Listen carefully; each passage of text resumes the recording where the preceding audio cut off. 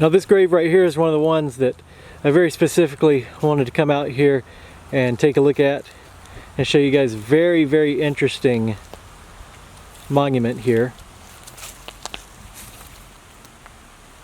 Now this grave is pretty early for this area. It's 1844, not the earliest we've seen. Something that's interesting to note is that the brickwork looks much newer than that.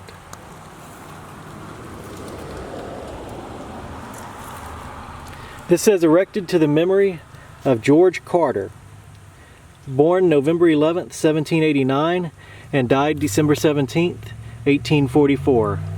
None knew him but to love. None named him but to praise.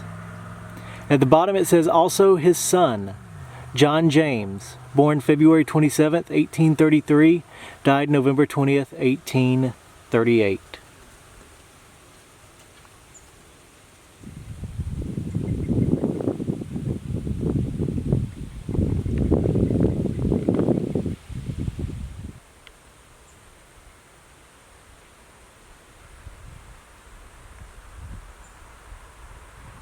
So behind his tomb, you have two more of these rock tombs, which is interesting to see. Almost wonder if this may be for his son that was mentioned, and who that might be.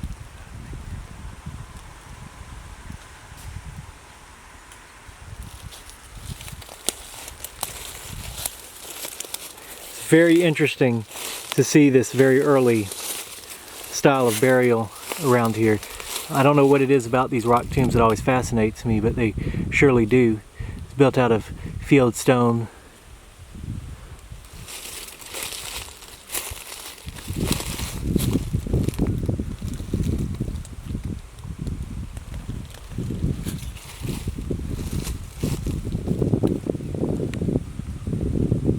Alright, so George Carter is pretty fascinating. Now I said this was a pretty early grave out here, and it turns out he actually came to this county before it was even a county. So I'm going to read you a little bit from an area history book here. Thomas Carter, a Revolutionary soldier, came from Virginia and settled in Elbert County, Georgia. The first session of court that was held in Elbert County was presided over by George Walton, one of the signers of the Declaration of Independence. The court was held in the home of Thomas A. Carter. His cellar was used for the jail. Thomas A. Carter lived and reared his family, died, and is buried near his home in Elbert County, Georgia. His first wife was Miss Ferris. Their children, James Thomas B., Nancy Francis, Charles, a preacher, and George Carter, who we have right here. George Carter was born in Elbert County, Georgia on November 11, 1789.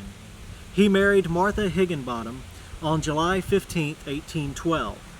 He and his family moved to a section filled with Native Americans and heavily forested.